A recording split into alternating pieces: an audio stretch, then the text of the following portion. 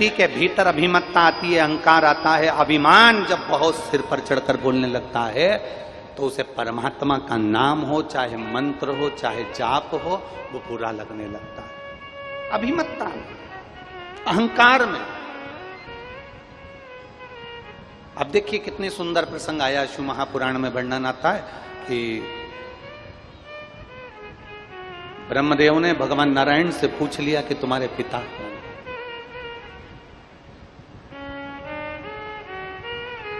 बहुत सुंदर संवाद है, बहुत ध्यान से सुनिएगा कि ब्रह्मा जी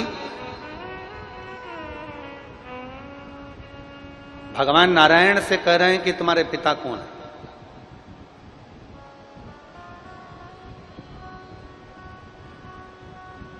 श्रीमान कैलाश जी, श्रीमान राम नारायण जी, श्रीमान प्रहलाद जी, श्रीमान ये तो हमारे यहां के पिता हैं, ये तो हमारे पृथ्वी के पिता हैं, ये तो हमारे मृत्यु लोक के पिता हैं। पर यदि सही मायने में अगर कोई तुमसे पूछे, सही मायने में अगर कोई तुमसे पूछे कि तुम्हारा पिता कौन, तो हमें छाती ठोक कर कहना चाहिए हमारा पिता देवाधिदेव महादेव है, हमारा पिता है। और वो सहज नहीं है।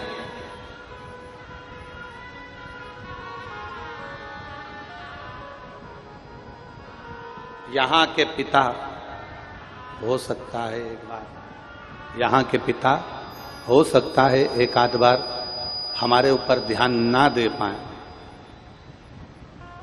यहां का पिता हो सकता है हमारे ऊपर एक आध बार ध्यान ना दे पाए। स्वयं शिव महापुराण की कथा कह रही है। दक्ष प्रजापति की सभा में शंकर भगवान बैठे हैं, शिव जी अपने मंत्र जाप में डूबे हुए हैं, राम नाम में डूबे हुए हैं, और उनका ध्यान दक्ष प्रजापति पर नहीं गया।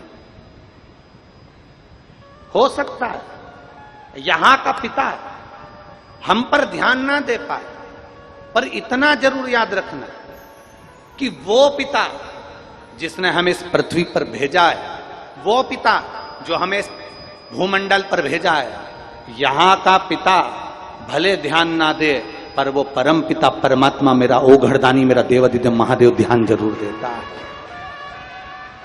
अकाल मृत्यु वो मरे जो काम करे चंडाल का, काल उसका क्या बिगाड़े जो भक्त हो महाकाल का। जो शंकर की आराधना करने वाला, शिव की उपासना करने वाला, शिव भक्ति में डूबने वाला, उस पर ध्यान मेरे महादेव का जरूर रहता। और इतना तो करना स्वामी जब प्राण तन से निकले, गोविंद नाम ले, ये प्राण तन से निकले।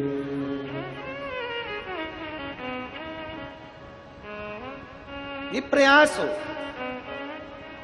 वो ध्यान रखे। हमने अभी ओमकारेश्वर की कथा में एक बात कही थी, आप लोगों ने श्रवण करा होगा, व्यासपीठ से देवाधिदेव महादेव की पवित्र भूमि से कथा चल रही थी। उसमें एक बात कही थी, मनुष्य का मोबाइल ऑफलाइन हो सकता है, मनुष्य का नेट ऑफलाइन हो सकता है, मनुष्य का नेटवर्क ऑफलाइन हो सकता है, पर परमात्मा का नेटवर्क तुम जिस दिन से पैदा हुए हो ना, मां के गर्भ में जिस दिन से आए हो, उस दिन से लेकर मरोगे ना, तब तक भगवान का नेटवर्क कभी फेल नहीं होता, वो तुम्हारे को देखता ही रहता है। वो तुम्हें देखता है।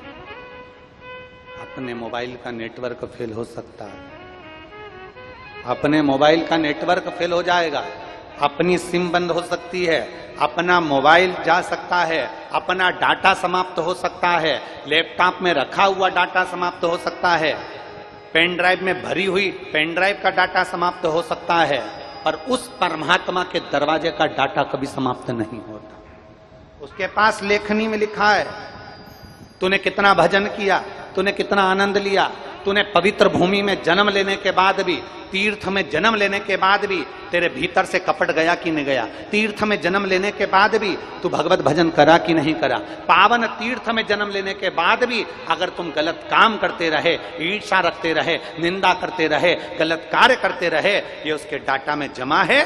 और मालूम पड़े संसार का मनुष्य एक छोटे से गांव में रह रहा है, एक छोटे से गंडई जैसे क्षेत्र में, मां गंगई की पवित्र भूमि पर आप रह रहे हैं, छोटे से गांव में, छोटे से नगर में, छोटे से शहर में आप रह रहे हैं। और छोटे से शहर में रहने के बाद भी अगर आपके भीतर परमात्मा का भजन है तो याद रखना कि आप तीर्थ में बैठे हुए किसी साधु सन्यासी से बढ़कर आप हैं, क्योंकि आप छोटे से शहर और नगर में रहकर भी भगवान की भक्ति में डूबे हुए हैं। छोटे से नगर में रहने के बाद भी आप भगवान की विरल भक्ति में डूबे हुए हैं, भजन में डूबे हुए हैं, कीर्तन में डूबे हुए हैं। और वो भक्ति, वो भजन खाली नहीं जाता। एक पत्र है, देखिए,